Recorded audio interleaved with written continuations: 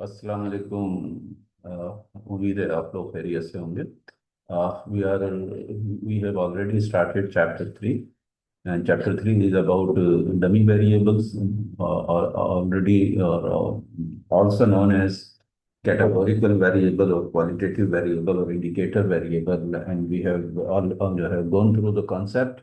Dummy variable basically is used to show uh, variables that are qualitative by nature and do not carry any numerical value. In order to capture their effect or the relationship with other variables, we transform them into a numerical variable, uh, transforming them into dummy. And dummy variable is a binary variable by definition, and it carries only two values. Zero indicates the absence of an attribute and one indicates the presence of an attribute. अब ये सब हमने वैसे कर लिया है। ठीक है ना, यानी अगर हम ये कहते हैं कि हम जेंडर का इफेक्ट देखना चाह रहे हैं किसी वेरिएबल पर, तो उसमें जो जो जो बेंचमार्क होगा वो जीरो वैल्यू जो है उसको हम दे देंगे, और जो अदर जो एट्रीब्यूट होगा उसको वन। मसलन अगर हम कहते हैं कि male is the benchmark when it comes to gender, तो male will carry the value of zero, it will be considered as the benchmark, and all interpretation of coefficients or regression results are done in line with benchmark, with reference to benchmark category. तो अगर mail को हम benchmark कह रहे हैं तो इसकी value zero हो जाएगी और फीमेल की वैल्यू वन हो जाएगी। सिर्फ दो ही वैल्यू असाइन करते हैं, इसीलिए ये डमी वेरिएबल बाइनरी वेरिएबल है, दो यानी। Zero indicates the absence of N attribute and one indicates the presence of N attribute. तो इसका मतलब हो गया कि मेरा कुछ आर्गुमेंट ऐसा होगा कि भाई, ये जो भी हम रिसर्च कर रहे हैं उसमें खवातीन के साथ ही खास काम हो रहा है। अब क्योंकि हम खवातीन के बारे में हम कोई इम्तियाजी सलूक को डिस्कस कर रहे हैं, तो बेंचमार्क, अब इम्तियाजी सलूक उनके साथ हो रहा है मेल्स के मुकाबले में, तो मेल हो गए बेंचमार्क और फीमेल जो है ना वो अगेंस्ट द बेंचमार्क, उनके साथ जो भी कुछ इम्तियाजी सलूक हो रहा है। तो female will carry the value of one and male will carry value of zero. लेकिन अगर आप मिस्टेक कर जाएं, और अगर आप मिस्टेक कर जाते हैं, स्क्रीन भी शेयर कर देता हूँ। अगर आप मिस्टेक कर जाते हैं, ठीक है ना, आप मिस्टेक कर जाते हैं और मेल को वन कर देते हैं और फीमेल को जीरो, तो भी आपकी आपकी जो है अपना मेहनत और आपका काम सही हो सकता है। बस you have to keep in mind that what is your benchmark और द रेफरेंस कैटेगरी। यानी आपको पता होना चाहिए कि रेफरेंस आपने किस कैटेगरी को बनाया, मेल को, फीमेल को, या और। मैं ज़्यादा इस पे नहीं जाता क्योंकि हम पहले ही पढ़ चुके हैं। अच्छा, अब हमने ये किया था कि हमने जो है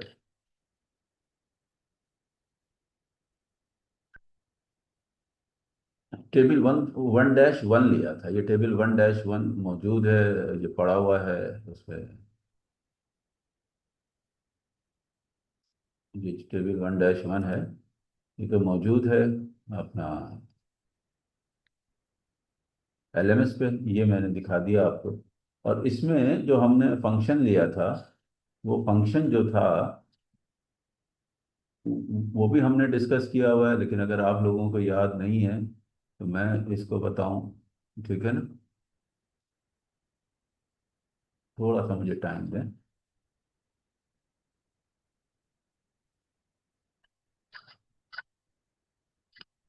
जी, अब मेरा ख्याल है शेयर हो रहा है, ज़रा इसको देखें। ये, जी, हमने ये कहा, हमने टेबल वन डैश वन लिया है जो एलएमएस पर मौजूद है। पिछली क्लास में मैंने इसको रन किया था। Wage is a function of female, non white, union, education and experience. तो इसमें हमने ये बात हम कर रहे हैं कि this was a research done in 1976, and the idea was to check whether there is an effect of gender, the color of the worker, or an union affiliation in the factory on his or her wage rate। ये देखा जा रहा है कि जो worker की wage rate US society में, उसके दो तो एकेडमिक जो है न्यूमेरिकल डिटर्मिनेंट्स हैं, वो हैं एजुकेशन एंड एक्सपीरियंस, आपको दिख रहे होंगे।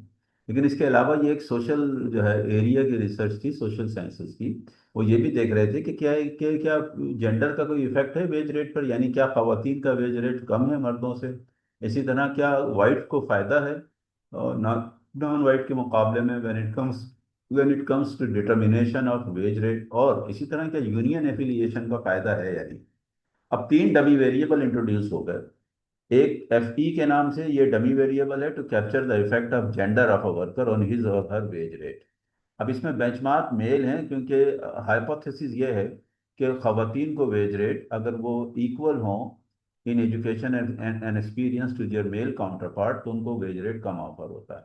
तो इसमें अब हम कह रहे हैं कि खवातीन है ना, females are offered a lower wage rate than males having equal qualification and experience. तो इसका मतलब ये हो गया है ना कि हम ये कह रहे हैं कि मेल बेंचमार्क है और उसके मुकाबले में खवातीन का वेज रेट कम है, तो मेल को हमने 0 दे दिया और फीमेल को 1। अब डमी वेरिएबल को मैं D1 करके भी शो कर सकता था, लेकिन यहाँ इस बुक की जो मेथडोलॉजी है वो ये कि ये प्रेजेंस ऑफ एट्रीब्यूट्स, यानी हम ये कह रहे हैं कि फीमेल का वेज रेट कम है और फीमेल को हमने 1 दे दिए वैल्यू, तो इन्होंने इस जेंडर डमी वेरिएबल को FE से शो कर दिया। यानी ये है जेंडर और इसके अंदर FE का मतलब है फीमेल जो एट्रीब्यूट है ये 1 वैल्यू कैरी कर रहा है और ऑब्वियसली दूसरा 0, तो पहचानना आसान है। दूसरा डमी वेरिएबल कलर का इफेक्ट कैप्चर कर रहा है, एंड NW या नॉन वाइट को शो कर रहा है। यहाँ NW लिखा तो इसका मतलब है नॉन वाइट वर्कर के लिए हमने सर्वे के अंदर ये वैल्यू 1 लिखी होगी, प्रेजेंस ऑफ द एट्रीब्यूट, और वाइट वर्कर बेंचमार्क हैं तो उनको 0। इसी तरह कोई बंदा अगर अपनी ऑर्गेनाइजेशन में यूनियन में शामिल हो जाता है, तो क्या यूनियन में शामिल होने से वो इन्फ्लुएंशियल हो जाता है और उसका वेज रेट दूसरों से मुख्तलिफ हो जाता है, ये देखने के लिए हमने एक तीसरा डमी वेरिएबल यहाँ ऐड किया है, यूनियन। यूनियन एफिलिएशन इसमें बेंचमार्क है क्योंकि सॉरी, हाँ यूनियन एफिलिएशन बेंचमार्क है क्योंकि कम होती है और नॉन यूनियन वर्कर के लिए 0 है और यूनियन के लिए 1। ठीक है, तो ये तीन डमी वेरिएबल हैं। बाकी वेज रेट एजुकेशन लेवल पर डिपेंड करती है, एक्सपीरियंस पर। ये वो रिग्रेशन इक्वेशन है जो हमने रन करनी है। ठीक है, तो अब मैं फिर शेयरिंग चेंज करता हूँ। ये मैं आपको दिखाता हूँ। जी, ये रहा हमारा, ये टेबल 1-1 है। ये अगर आपको स्क्रीन पे दिख रहा होगा, देखिए 1289 ऑब्जर्वेशन है।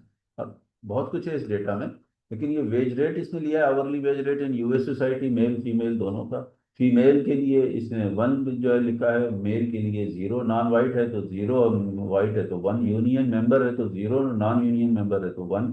एजुकेशन लेवल लिखा है, 12 का मतलब है कि 12 क्लास पढ़ी हुई है, 9 का मतलब है 9 क्लासेस के बाद ड्रॉप आउट हो गया। इस तरह आप इसको देखते जाएं। ये number of years in experience, ये एक्सपीरियंस है इन नंबर ऑफ ईयर्स। इसको मैंने, ये सारी चीज़ें मैंने, ये 5 सेल B to G, ये मैंने कॉपी की है। लास्ट क्लास में इनको किया है मैंने, आपको इसकी इंटरप्रिटेशन सिखाई है। इसको मैंने कॉपी किया, अब ये मैं ले जाऊंगा ई व्यूज में। ठीक है ना, इस ई व्यूज में ले जाने का तरीका भी मैंने आपको बताया हुआ है, फिर मैं बता देता हूँ। मैं ज़रा मैनुअल इसमें कोशिश करता हूँ सिखाने की। इसमें ऑप्शन है, आप क्लिक करके कर लेते हैं, लेकिन मैनुअल डेटा इसमें टाइप करें कमांड प्रॉम्प्ट में इंटर। अच्छा, पहले हमको एक वर्क फाइल, सॉरी, पहले हमें एक वर्क फाइल जो है ना लेनी है, न्यू वर्क फाइल। ठीक है ना, अब इसके अंदर वो हमसे पूछेगा कि कुछ डेटा की नेचर। ये जो हमने जो टेबल 1-1 आपको दिखाई है, this was a research survey conducted in 1976। ठीक है, तो ये, और ये 1289 लोगों का ये क्रॉस सेक्शन डेटा है। तो क्रॉस सेक्शन के लिए आप लेते हैं अनडेटेड, क्योंकि इसमें टाइम पीरियड के रेफरेंस में नहीं है वैल्यूज, बस 1289 पीपल वर इंटरव्यूड। तो जब हमने अनस्ट्रक्चर्ड अनडेटेड का ऑप्शन यहाँ लिया, तो फिर हमें ये कह रहा है कि नंबर ऑफ ऑब्जर्वेशन लिख दें, वो 1289 है। जैसे ही मैं ओके करूंगा, यहाँ पर एक वर्क फाइल ओपन हो गई। ये मैंने आपको लास्ट क्लास में समझाया हुआ है, this is the revision till now. ये सी कांस्टेंट टर्म के लिए जगह क्रिएट हो गई और ये रेजिड एरर टर्म के लिए बाय डिफॉल्ट इनके मैट्रिक्स क्रिएट हो गए, इसमें अभी वैल्यू नहीं है। ठीक है, अब मैंने यहाँ जब डेटा लिख के, अब क्योंकि वर्क फाइल ओपन हो गई है, अब मैं कैसे काम शुरू करूंगा, पहले डेटा ट्रांसफर करूंगा ई व्यूज में। बहुत सारे तरीके हैं, ये इजीएस्ट है। मैंने डेटा लिख के इंटर किया और यहाँ से एक सेल ऊपर गया। ये कर्सर को इसलिए ऊपर करना है कि मैंने जो कॉपी किया है उसमें वेरिएबल का नाम भी है, तो वेरिएबल के नाम के लिए हम नंबर 1 ऑब्जर्वेशन से एक सेल ऊपर गए। ठीक है, कंट्रोल V किया, सब कुछ पेस्ट हो गया। जब आप कंट्रोल V करके पेस्ट कर दें तो डेटा सेव करने के लिए एडिट प्लस माइनस को एक दफ़ा प्रेस कर दें, इसमें डेटा आ गया। अब आप इसको हटा दें। ठीक है, हटा दें, इसमें कोई मसला नहीं, क्योंकि ये देखें ये सारे वेरिएबल क्रिएट हो गए। अब मैंने आपको सिखाया हुआ है और कमांड प्रॉम्प्ट में जो दी हुई है कि अब हमने क्योंकि रिग्रेशन रन कर रही है, रिग्रेशन की कमांड है लीस्ट स्क्वायर मेथड है ना ये, यानी एरर टर्म का साइज मिनिमम इसमें किया जाता है। तो ls इसकी कमांड है। फिर इसके बाद आता है dependent variable. Dependent variable veg rate है, ये मैंने सिलेक्ट कर दिया कंट्रोल प्रेस करके। इसके बाद आता है इंटरसेप्ट। फिर 3 डमी वेरिएबल हैं जो कि बुक ने लिए हैं, और फिर एजुकेशन एक्सपीरियंस। ये सारे वेरिएबल मैंने कॉपी कर लिए। अगर इनका आपके पास सीक्वेंस, यानी डिपेंडेंट वेरिएबल ls के फौरन बाद आएगा, फिर इंटरसेप्ट आएगा, इसके बाद इंडिपेंडेंट वेरिएबल का सीक्वेंस अगर आप आगे पीछे भी कर देते हैं तो कोई मसला नहीं। ठीक है जी। ये मैंने इंटर किया जनाब, ये रिग्रेशन रन हो गई और आपके पास ये कोफिशिएंट्स आ गए। ये कोफिशिएंट मैं एक्सप्लेन कर चुका हूँ। मसलन ये -3.07 फीमेल का कोफिशिएंट आ रहा है, क्योंकि माइनस आ रहा है तो मैं कहूँगा ये कह रहा है कि जो वेज रेट, जो जो आवरली वेज रेट है offered to female worker is $3.07 less than their male counterpart equal in education and experience. ये मैंने सब आपको समझाया हुआ है। इसी तरह नॉन वाइट आ रहा है -1.56। तो ये कह रहा है कि wage rate offered to a non white worker in US is $1.56 per hour less than their white counterparts equal in education and experience. इसी तरह यूनियन का 1.09 आ रहा है। तो ये कह रहा है कि जो यूनियन मेंबर्स हैं, वो जो है, जो यूनियन में जो है एफिलिएटेड वर्कर्स हैं in US society, their hourly wage rate is $1.09 greater than their non union member counterparts equal in education and experience. इसी तरह एजुकेशन का 1.37 जो कोफिशिएंट है, ये बता रहा है कि with one additional year of education, wage rate per hour wage rate in US society on average increases by $1.37। थोड़ा भी तेज इसलिए बोल रहा हूँ कि रिकॉर्डिंग है, आप इसको रिकॉर्ड करके दोबारा देख सकते हैं। वैसे ये सब आपके पास लिखा हुआ भी है लास्ट क्लास। और एक्सपीरियंस को कोफिशिएंट 0.166 आया, जो ये कह रहा है कि with one additional year of experience the wage rate increases by $0.166। ठीक है, with keeping other thing constant. फिर आप इसकी प्रोबेबिलिटी देखते हैं, टी वैल्यू देख लें, 2 से ज़्यादा है तो सिग्निफिकेंट है, या प्रोबेबिलिटी देख लें 0.10 से, यानी 10% से कम है तो वीक एविडेंस है जो है रिलेशनशिप का, और अगर 0.05 से कम है तो स्ट्रांग एविडेंस है। तो इस सब का सब स्ट्रांग एविडेंस आ रहा है रिलेशनशिप, सारी प्रोबेबिलिटीज 5% से कम है। आर स्क्वायर इसका 32.3% आ रहा है, एडजस्टेड स्क्वायर 32% आ रहा है। बज़ाहिर कम है, लेकिन क्रॉस सेक्शन स्टडी के लिए अगर 30% से ऊपर आर स्क्वायर आ रहा है तो नॉर्मल समझा जाता है। एफ स्टेटिस्टिक्स इसकी 1.122.6 है। प्रोबेबिलिटी देख लें, एफ स्टेटिस्टिक्स ओवरऑल जो है सिग्निफिकेंस ऑफ रिग्रेशन बताती है, क्योंकि ये तो बिल्कुल ही 0 0 0 आ रहा है, तो इसका मतलब क्या है कि ये कह रहा है कि statistically this is a significant relationship. अच्छा, जहां तक मैंने आपको बताया हुआ, अब हम आगे चलते हैं। ये जो हमने देखे हैं, ये जो हमने डमी वेरिएबल यहाँ यूज किए हैं, यूनियन, फीमेल, नॉन वाइट, ये इंटरसेप्ट डमी कहलाते हैं, क्योंकि ये तो ऐड हो जाएंगे। ये तो एक वैल्यू है ना, ये -7.1 है, ये -3.07 है। जब आप फीमेल के लिए ये इक्वेशन बनाएंगे तो फीमेल की जगह 1 आ जाएगा, तो ये -3.07 एक अदद बन जाएगा जो 7 में जाके ऐड हो जाएगा। तो ये तो कहलाते हैं इंटरसेप्ट डमी। ठीक है ना।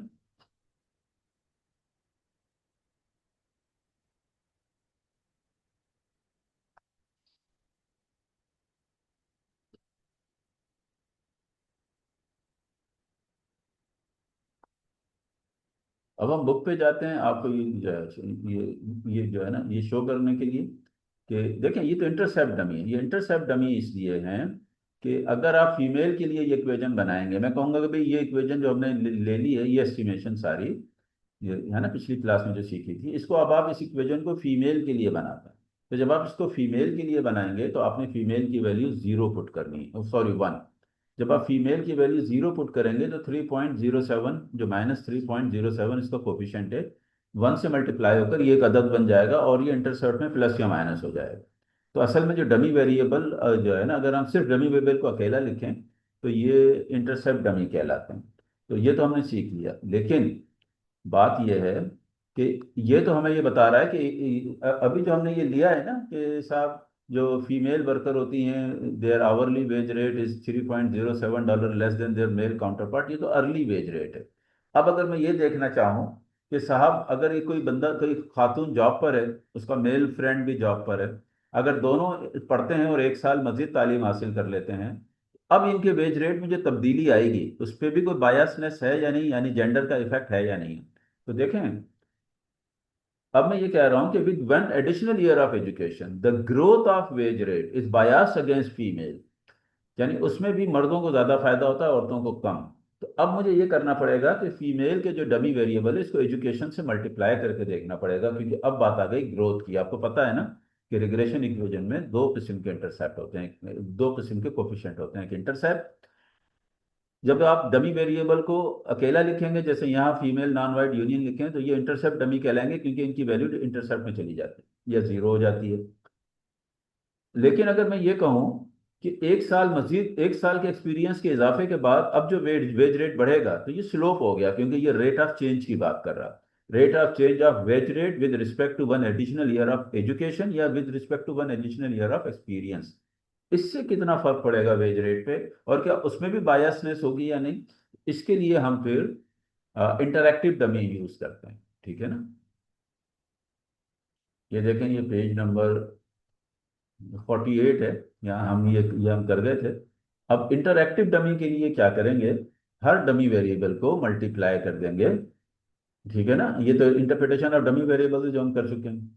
अब हम जो है हर डमी वेरिएबल को मल्टीप्लाई कर देंगे उसके अपना ये इन वेरिएबल से। मसलन अगर मैं फीमेल को एजुकेशन से मल्टीप्लाई करूं, तो ये बताएगा कि with one additional year of education female का wage rate male counterpart से कितना कम होता है या कितना बढ़ता है।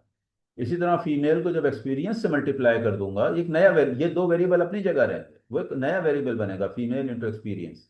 तो वो बताएगा कि एक एडिशनल जो है ईयर ऑफ एक्सपीरियंस से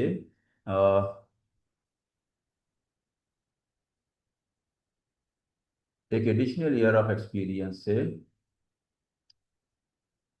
फीमेल का जो वेज रेट है वो अपने मेल काउंटर पार्ट के मुकाबले में कितना ज़्यादा बढ़ता है या कितना कम बढ़ता है। क्योंकि आम तासुर ये है कि in US society there is biasness against female, तो फिर ये मतलब ये हो गया कि फीमेल का वेज रेट, यानी मर्द काम कर रहे हैं और औरतें काम कर रही हैं, लेकिन जो औरतों का और दोनों का एक साल जब कंप्लीट हुआ तो औरतों को जो वेज रेज मिलेगा वो मेल वेज रेज से कम होगा। आजकल ये इशू वैसे कम हो गए हैं, लेकिन 1970s में तो थे, ठीक है ना। तो अब इसके लिए हम क्या करेंगे, इसके लिए हम इंटरएक्टिव डमी जो है ना वो इंट्रोड्यूस करेंगे, ठीक है। इंटरएक्टिव डमी,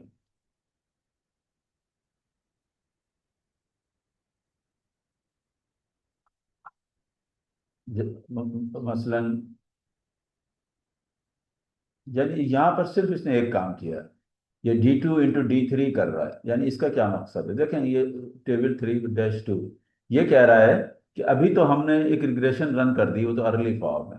अब अगर हमारे पास एक ऐसा कोई वर्कर हो कि जो नॉन वाइट भी हो और फीमेल भी हो, यानी दो, देखें तीन डमी वेरिएबल हमने लिए में, एक जेंडर को शो कर रहा है, फीमेल से शो किया, एक कलर का इफेक्ट शो कर रहा है, उसको नॉन वाइट से रिप्रेजेंट किया, और एक यूनियन एफिलिएशन का इफेक्ट वेज रेट पे बता रहा है, उसको यूनियन से शो किया।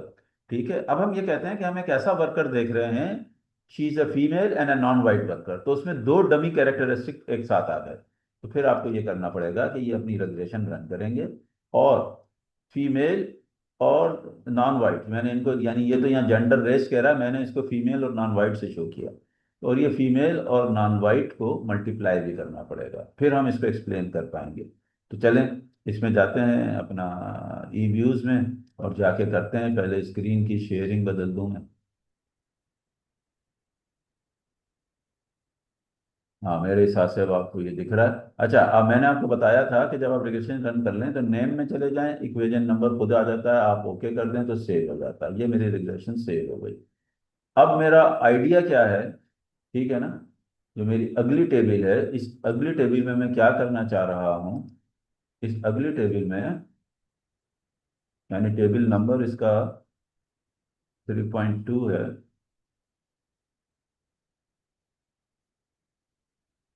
3.2 में ऑब्जेक्टिव है to check the wage rate of a non white female worker. जब मैं कहता हूँ नॉन वाइट फीमेल वर्कर, तो इसका मतलब ये हो गया कि एक ही वर्कर है और उसमें दो डमी वेरिएबल की जो खसूसियात आ गई, वो बैक वक्त फीमेल भी है और नॉन वाइट भी है। अब इसके लिए मैं क्या करूंगा, मैं इधर यही रिग्रेशन को देखो मैं कॉपी कर लेता हूँ, क्योंकि ये तो मैंने एक दफा रन कर दी ना। अब मैं इसी रिग्रेशन इक्वेशन को दोबारा लिखूंगा और फीमेल और नॉन वाइट।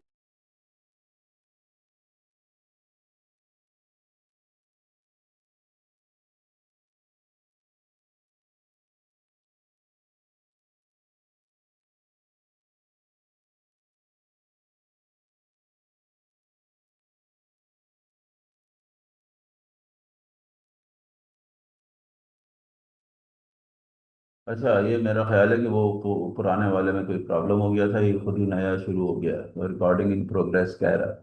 तो मैं चलता हूँ फिर दोबारा स्क्रीन शेयर करता हूँ रिव्यूज में, ठीक है ना। अब मैं ये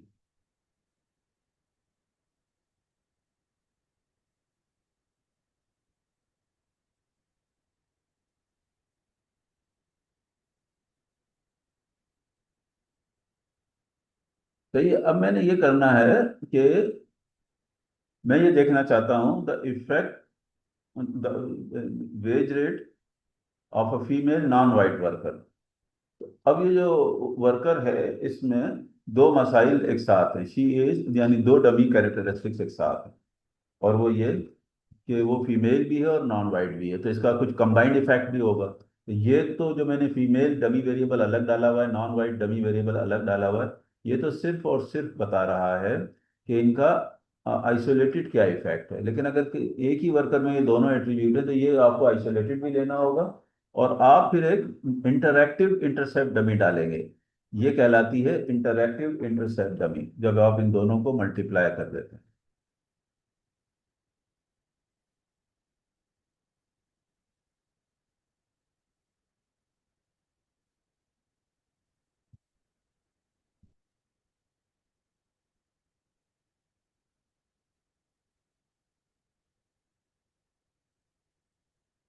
जिसमें आप इन दोनों को बस आपस में मल्टीप्लाई कर देंगे, ठीक है। ये हमने मल्टीप्लाई इसको यहाँ पे लिख दिया है। अब मैं देखें, जब इसको इंटर करूंगा, मैं इंटर कर रहा हूँ, जब मैं इंटर करूंगा तो जनाब ये जो है एक नई इक्वेशन रन हो गई, जिसके अंदर ये नॉन वाइट भी आ गया, ठीक है ना।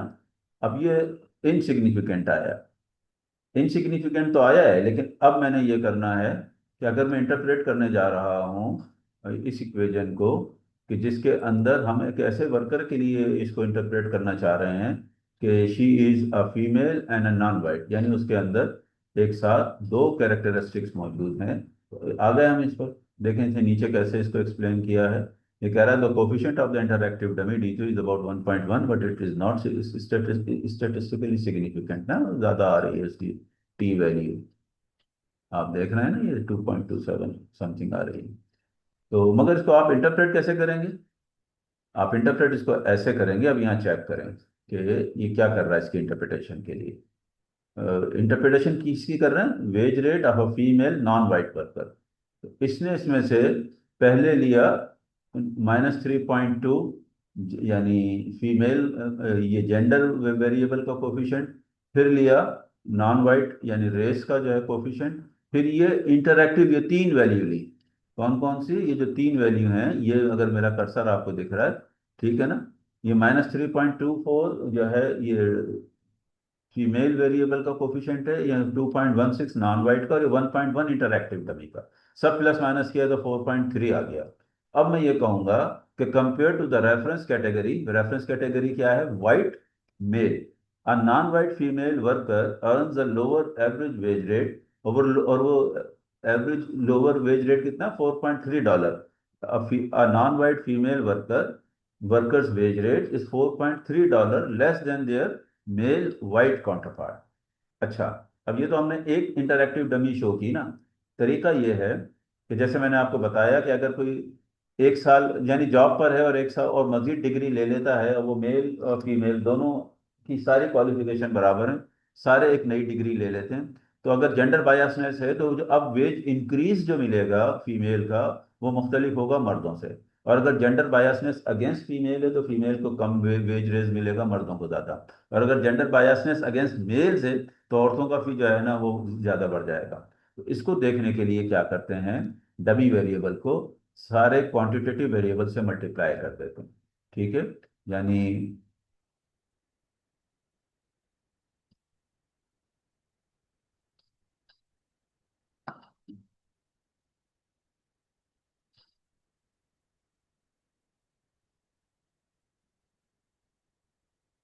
ये जैसे वो जो इक्वेशन में आप देख रहे हैं, ठीक है ना,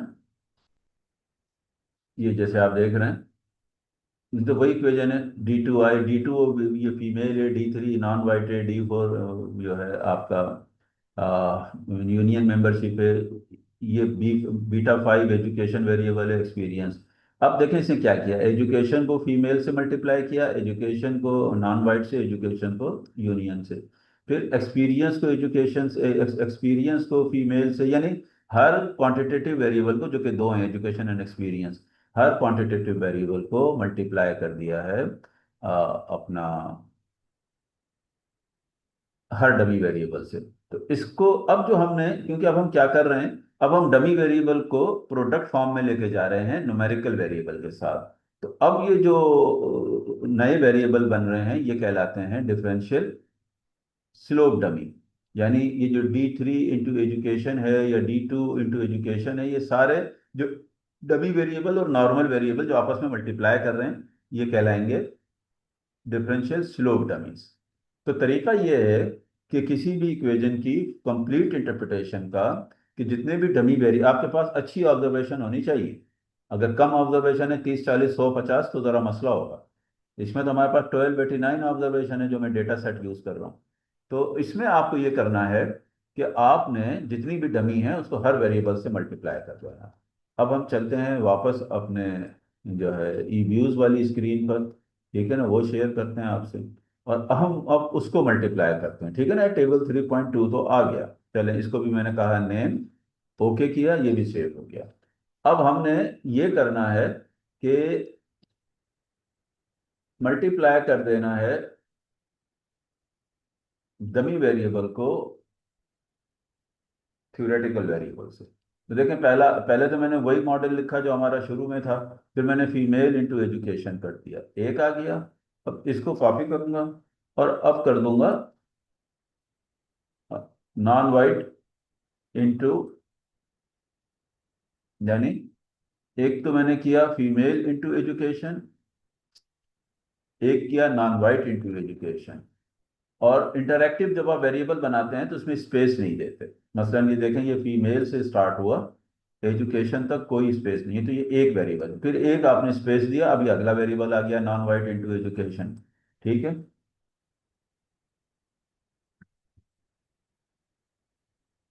फिर इसको कॉपी करूंगा क्योंकि अभी यूनियन से भी मल्टीप्लाई करना है इसको मैंने। अब मैंने यूनियन लिया और नॉन वाइट की जगह कर दिया।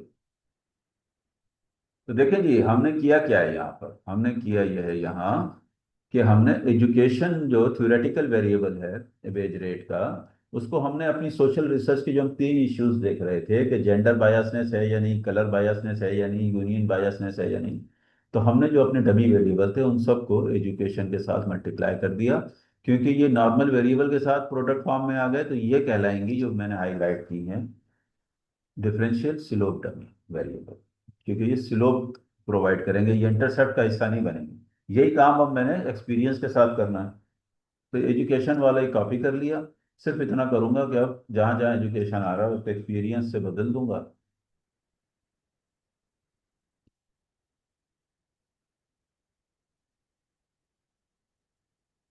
तो ये वही इक्वेशन बन जाएगी जो ये हमसे किताब में कह रहा है। बस वहां इसने D2 D3 कर दिया है और हमने इसको उन्हीं नंबरों में रखा हुआ है, उन्हीं नामों से जो इसने पहले ही इक्वेशन में किया था। यानी डमी वेरिएबल अपनी वन वैल्यू से शो हो रहा है। देखिए यह है L S, wage dependent variable, C इसका इंटरसेप्ट। फिर तीन डमी वेरिएबल हैं जो कि हमने इंटरसेप्ट डमी डाली हुई है, फीमेल अलग, नॉन वाइट अलग, यूनियन अलग। दो इसके थ्योरेटिकल वेरिएबल हैं ये थ्योरी के मुताबिक जिन पे वेज रेट डिपेंड करता है, एजुकेशन एंड एक्सपीरियंस। जब भी आप लोग मजीद पढ़ रहे हैं अपना, हालांकि you people are highly educated already, सही है ना। अच्छा, फिर उसके बाद हम ये देखना चाह रहे हैं कि अगर एक एडिशनल ईयर एजुकेशन वर्कर ले ले तो फीमेल होने से उसके वेज रेट पे कोई फर्क पड़ेगा, या नॉन वाइट होने से फर्क पड़ेगा, या यूनियन मेंबर होने से पड़ेगा। तो वो हमने सारे ले लिए हैं, है ना। एजुकेशन को सारी डमी से मल्टीप्लाई किया, एक्सपीरियंस को सारी से। बस अब मैंने जैसे ही इंटर किया, जनाब ये रिग्रेशन रन हो गई। अब ये एक बड़ी रिग्रेशन रन हो गई, ठीक है। अब इसको डायरेक्ट इंटरप्रेट नहीं करेंगे, इसमें से सिर्फ वो कोफिशिएंट लेते हैं कि जो सिग्निफिकेंट हो, ठीक है ना। अब आप अगर नीचे आके देखें, एक तो आपका ओरिजिनल मॉडल है जिसमें तीन डमी वेरिएबल है और एजुकेशन एक्सपीरियंस, ये सिग्निफिकेंट है या इनसिग्निफिकेंट है, ये आपने नहीं हटाना है। देखें constant term, female, non white, union, education, experience, ये आपने नहीं हटाने हैं, चाहे इसकी आपने सिग्निफिकेंस नहीं देखनी। अभी आपने जो नीचे छह इंटरैक्टिव डमी डाली हैं, ये चेक करें, इनमें से जो जो जो है वो इनसिग्निफिकेंट है, वो आप ड्रॉप कर दें, ठीक है। तो अब हम बुक में जाते हैं, क्योंकि हमारी ये बुक जैसी ही आ रही होंगी, तो अलग नहीं आ रही होंगी चीज़ें।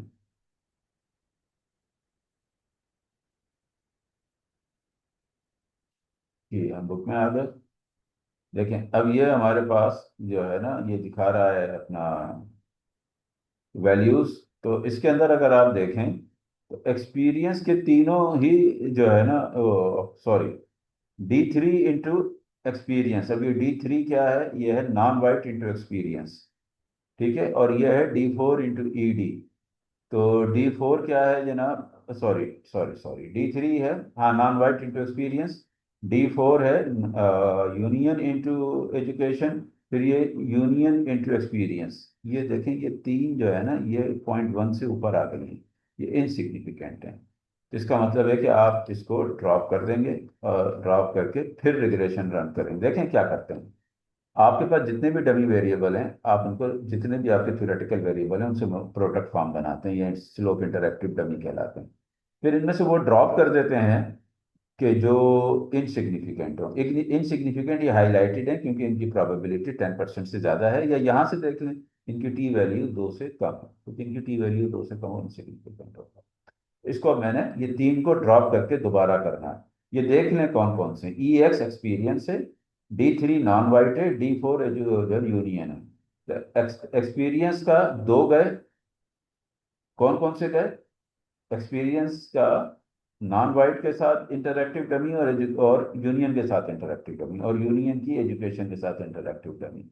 ये तीन अब मैं ड्रॉप करूंगा, ठीक है, और दोबारा से रिग्रेशन रन करूंगा,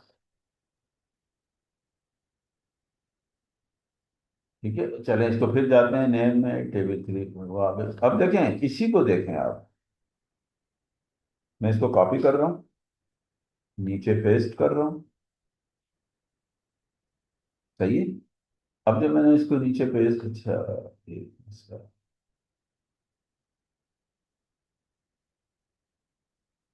हाँ सही है। अब इसमें से मैंने क्या क्या हटाना है, याद करें। एक्सपीरियंस इंटू यूनियन, और and experience into non white, ये तो इनसिग्निफिकेंट आ गए, खत्म। और experience, sorry, union into education, यानी यूनियन का इफेक्ट इतना नहीं आ रहा, ये भी इनसिग्निफिकेंट, इनको हटा दिया। इनको हटा दिया, अब जो बचे ये सारे सिग्निफिकेंट थे। इसको मैं दोबारा, अब मैं फिर रन करूंगा इसे, याद रखें। ये जो मैंने रन किया है जनाब, ये मेरी अब रिग्रेशन इक्वेशन आ गई। अब मैं, ये मेरी इक्वेशन 4 है, यही असल इक्वेशन है। अब ये इंटरप्रेट होगी, ठीक है ना। इसमें आप देखें ये सारे सिग्निफिकेंट आ रहे हैं, ये ऊपर वाला ना देखें, ये पॉइंट, ये 27% प्रोबेबिलिटी आ रही है। मैंने कहा जो आपका ओरिजिनल मॉडल है, तीन डमी, दो जो थ्योरेटिकल वेरिएबल, ये नहीं हमने हटाने हैं, ये हमने जो इंटरैक्टिव डमी डाली हैं उनको हमें तय करना है कि रिटेन करें या नहीं। इन सब की आप देखें सिग्निफिकेंस 10% से नीचे आ गई है, यानी ये स्ट्रांग, ये अब रिलेशनशिप शो कर रहे हैं। क्योंकि ये रिलेशनशिप शो कर रहे हैं तो ये रहे। अब इसकी इंटरप्रिटेशन कैसे होगी, इसके लिए मैं फिर बुक में जाता हूँ।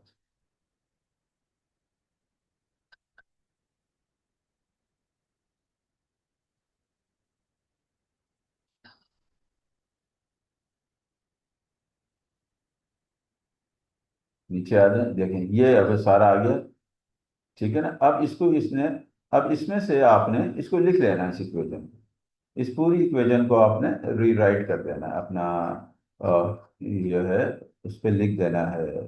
चले ये मैं आपको लिख के दे दूंगा अलग से, वो जो है व्हाट्सएप, मगर आपको लिखना आना चाहिए, मैंने काफ़ी पढ़ा दिया। वेज रेट डिपेंडेंट वेरिएबल है, तो डब्ल्यू यानी वेज रेट इक्वल टू, फिर सी आ जाएगा -10.6, फिर +3.25 FE, फिर 2.62 NW, +1.07 UN, +1.56 AD, +0.21 EX, -0.34 FE into ED, -0.09 FE into experience, ठीक है, और -3.32 new non white into education. ये आप इक्वेशन हॉरिजॉन्टल लिख लेंगे ऐसे।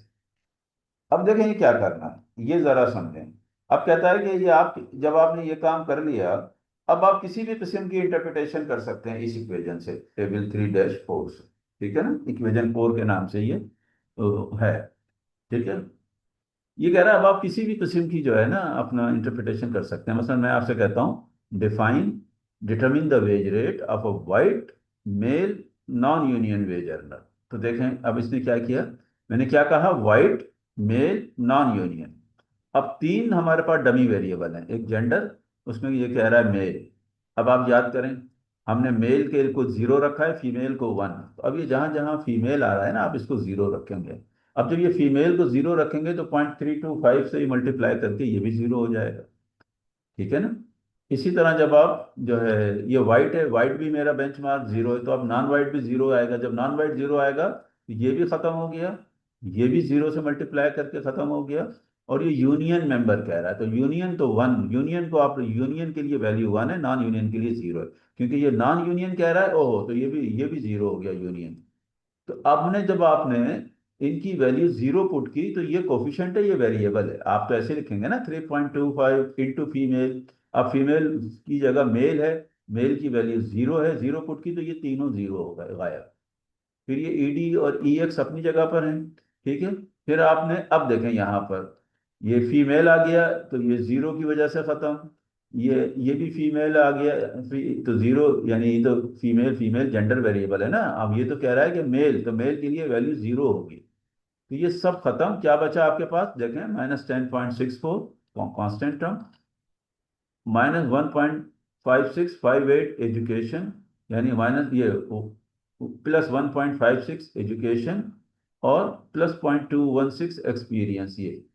तो ये, अब देखें ये सारे बाकी कोफिशिएंट क्यों खत्म हो गए, क्योंकि इसने तीनों डमी वेरिएबल में आपको वह कैटेगरी दे दी कि जो बेंचमार्क है जिसकी वैल्यू 0 है। यानी कलर के लिए वाइट कह दिया, जब वाइट कह दिया तो इसकी वैल्यू 0 हो गई, ठीक है ना। तो जहां जहां कलर डमी वेरिएबल आ रहा था 0 लिख के खत्म। फिर इसको इसने मेल कह दिया, तो अब जेंडर में भी 0 वैल्यू आएगी। फिर इसने नॉन यूनियन कह दिया, तो अब यूनियन में भी 0 वैल्यू आएगी। अब इसी तरह इसने कहा कि डिटरमिन करें wage rate of a white non union female wage earner. अब देखें क्या क्या है, वाइट, नॉन यूनियन, फीमेल, तीन डमी वेरिएबल में अभी भी दो 0 हैं, वाइट और नॉन यूनियन। सिर्फ जेंडर वाले में फीमेल आ गया। तो अब इसी एजुकेशन में, इसी वेरिएबल में आप ये फीमेल की जगह 1 लिखेंगे। जब 1 लिखेंगे तो अब ये कांस्टेंट टर्म आएगी, 0.325 आ जाएगा, ठीक है। नॉन वाइट 0 पुट करेंगे, ये खत्म। नॉन वाइट 0 पुट करेंगे, ये यूनियन 0 पुट करेंगे, ये खत्म, नॉन यूनियन है ना। फिर ये ईडी और ये ईएक्स आ जाएगा। फिर ये फीमेल इंटू ईडी, तो फीमेल की जगह 1 पुट करेंगे तो ये लिखा हुआ आ जाएगा, यानी -0.34 इंटू ईडी, फिर -0.09 इंटू ईएक्स, क्योंकि फीमेल की जगह 1 आ रहा है। अब फिर आप क्या करेंगे, समझें। ये 0.3, क्योंकि ये इसने कहा है कि आप वेज रेट डिटरमिन करें वाइट नॉन यूनियन फीमेल, तो जेंडर की जगह फीमेल 1 आ रहा है। जब आपने ये फीमेल की जगह 1 लिखा तो 3.25 से मल्टीप्लाई करके अदद बन गया। तो देखें ये इसने अदद बन गया, तो अदद में ऐड होगा, ये इंटरसेप्ट का हिस्सा बन गया, ठीक है। फिर आपने एजुकेशन का एक कोफिशिएंट आ रहा था 1.56, फिर एजुकेशन यहाँ फीमेल के साथ था, फीमेल की जगह 1 आ गया, तो ये भी एजुकेशन का कोफिशिएंट बन गया, तो एजुकेशन को कॉमन ले लिया, और ये दोनों 1.56, ये रहा ऊपर प्लस में एजुकेशन का कोफिशिएंट, और ये फीमेल 1 पुट करने से ये भी एजुकेशन का कोफिशिएंट है -0.34, ये ले लिया, एजुकेशन बाहर।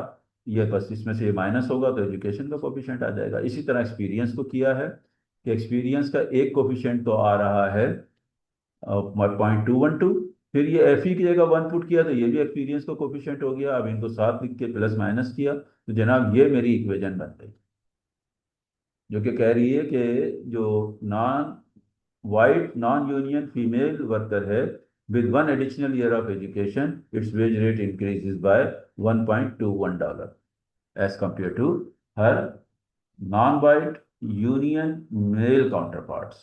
उल्टा बोलेंगे है ना। फिर 0.1177 को कैसे मैं इंटरप्रेट करूंगा कि the wage rate of a white non union female worker increases by $0.1177 per hour as compared to their with one additional year of experience, the wage rate of a white non-union female worker increases by $0.117 as compared to her non-white union male counterparts। ठीक है ना। इसी तरह से आप और कर सकते हैं।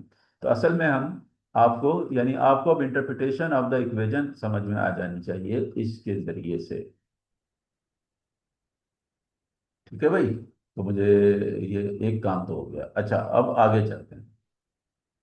मैंने आपको बताया हुआ है कि रिग्रेशन हमेशा लीनियर वेरिएबल पर ऐड होती है। मैं 3.4 सेक्शन पे आ गया हूँ। मैंने आपको कहा हुआ है कि रिग्रेशन हमेशा जो है वो लीनियर में जो है ना उस पर जो वेरिएबल होता है ये उसके ऊपर जो है ना हमेशा रन होती है। तो अगर कोई नॉन नॉन लीनियर हो तो उसको वेरिएबल तो उसको पहले लीनियर कर लेते हैं, ये आपको बताया हुआ है ना। तो अब अब मजे की बात, अब इतनी में हम रिग्रेशन रन कर चुके हैं। अब ये कह रहा है कि वेज रेट आमतौर पर नॉन नॉर्मल होता है, वेज रेट का जो डेटा होता है वो लीनियर नहीं है। अब ये हमें कैसे पता चलता है कि वेज रेट का डेटा लीनियर है या नहीं। इसके लिए हम निकालते हैं उसके कर्टोसिस और उसकी जो है ना, यानी एक तो लगता है जाग बड़ा टेस्ट, जेबी टेस्ट, सिंपल। ये बता देता है कि वेरिएबल लीनियर है या नहीं है, यानी नॉर्मली डिस्ट्रीब्यूटेड है इसकी वैल्यूज या नहीं है, इसको यूं कहना चाहिए। इसके अलावा हम कर्टोसिस निकालते हैं और स्क्यूनेस निकालते हैं। इसके कुछ फार्मूले हैं, मैं पहले इसको करके दिखाता हूँ। यानी मैं वापस स्क्रीन शेयर में जा रहा हूँ और मैं शेयर कर रहा हूँ ई व्यूज। ठीक है। अब ये सारे दो मैं इसमें सेव हैं सब। अब मैंने लिया डिपेंडेंट वेरिएबल, इसको डबल क्लिक किया, डिपेंडेंट वेरिएबल खुल गया। साबित मैं ये देखना चाह रहा हूँ कि इसकी वैल्यूज नॉर्मली डिस्ट्रीब्यूटेड है या नॉन नॉर्मल। तो मैं व्यू में गया, स्लैश, अब नीचे नहीं जाऊंगा, व्यू में जाकर डिस्क्रिप्टिव स्टैट्स, डिस्क्रिप्टिव स्टैट्स में हिस्टोग्राम एंड स्टैट्स को क्लिक कर दिया तो जनाब ये एक नई टेबल खुल गई। ठीक है ना। इसमें ये जो वैल्यूज आ रही हैं इसका कुछ रूल है। स्क्यूनेस जीरो हो, देखें स्क्यूनेस जीरो हो, कर्टोसिस थ्री हो तो वैल्यूज नॉर्मली डिस्ट्रीब्यूटेड। ये स्क्यूनेस जीरो के बजाय 1.8 आ रही है, कर्टोसिस थ्री के बजाय 7.8 आ रहा है, तो ये बता रहा है कि वैल्यू जीरो नहीं है। ठीक है ना। इसको कर्टोसिस को थ्री आना चाहिए था, ये आ रहा है 7.8। स्क्यूनेस को जीरो आना चाहिए था, ये 1.4। इसका मतलब हो गया कि वेज का डेटा नॉन नॉर्मल डिस्ट्रीब्यूशन है, यानी वो बेल शेप नहीं बन रहा। ठीक है। फिर जेबी टेस्ट की प्रोबेबिलिटी देख लें, या तो वो देख लें या नीचे देख लें। जेबी टेस्ट अगर 0.1 से जीरो आ रहा है तो डेटा नॉर्मली डिस्ट्रीब्यूटेड है। जेबी टेस्ट अगर 0.00 यानी 0.1 प्रोबेबिलिटी 10% से कम आ रहा है, रूल वही है, तो फिर इसका मतलब है ये नॉन नॉर्मली डिस्ट्रीब्यूटेड है। सही है। तो अब ये आ गया कि ये नॉन नॉर्मल डिस्ट्रीब्यूटेड है। अब रूल ये है बच्चों कि अगर आपका डिपेंडेंट वेरिएबल नॉन नॉर्मल हो यानी नॉर्मली डिस्ट्रीब्यूटेड ना हो तो फिर उस डिपेंडेंट वेरिएबल को लॉग में लेना पड़ता है। ठीक है ना। उसको आप लॉग में लेकर रन करोगे। तो ये जो हमने अभी तक जितनी भी ये रन की हैं अपना इक्वेशंस, ये बिल्कुल ठीक नहीं थी। ये इसलिए ठीक नहीं थी कि हमने तो चेक ही नहीं किया कि वेज रेट कैसा है। आप जब अपनी मेन इक्वेशन रन करेंगे आप ये करेंगे कि आप वेज का डेटा लॉग में लेंगे। ठीक है। अब वेज का डेटा आप लॉग में कैसे लेंगे भाई, इसके लिए मैंने आपको बताया था किसी भी वेरिएबल का नॉन लॉग अलग जो है वेरिएबल होता है, लॉग में लें तो अलग वेरिएबल होता है। तो एक नया वेरिएबल जनरेट होगा, मैं लिखूंगा GENR, ठीक है, LN वेज, क्योंकि वेज के नाम से शो किया है ना, जो भी वेरिएबल जिसको लॉग ले रहा है उस वेरिएबल के साथ LN लिख। इसकी कमांड क्या है, इक्वल्स टू लॉग लिखें। अच्छा, ये केस सेंसिटिव नहीं होता, ये कैपिटल और स्मॉल, और जिस वेरिएबल का लॉग ले रहे हैं वो ब्रैकेट बंद करें। अब जब मैं इसको एंटर करूंगा तो जो मेरी जो है वर्कशीट है ये वाली, इसमें देखें एक वेरिएबल एलन वेज के नाम से बढ़ जाएगा। ये आ गया एलन वेज, ये नया वेरिएबल बढ़ गया। अब मैंने ये जो रिग्रेशन मैंने रन की थी सबसे पहली, वो असल में इस तरह नहीं रन होनी थी। वो तो रन होनी थी लॉग ऑफ वेज के साथ, ठीक है ना। तो अब मैं इसके साथ एलन लिख देता हूँ, है ना। ये मैंने रन कर दी इक्वेशन, ये टेबल आ गई 5, ठीक है ना। ये जो टेबल 5 है, ये आप नोट कर लेंगे, बुक में 3.5 के नाम से आ रही है, ठीक है ना, और ये आ रही है पेज नंबर 54 पे। सही। अब बस अब ये, अब तो ये सेमी लॉग मॉडल बन गया। इसकी इंटरप्रिटेशन मैंने सिखाई हुई है, करके देखिएगा, नीचे लिखी हुई है, परेशान नहीं होइएगा, ये सब लिखा हुआ है। सेमी लॉग है तो एंटी लॉग वगैरह इसने लिया है, वो एंटी लॉग भी इसने समझाया हुआ है, फिक्र ना करें, ठीक है ना। लेकिन ये इंटरप्रिटेशन आपको करनी है, ठीक है, इसके बगैर मामला नहीं बनेगा।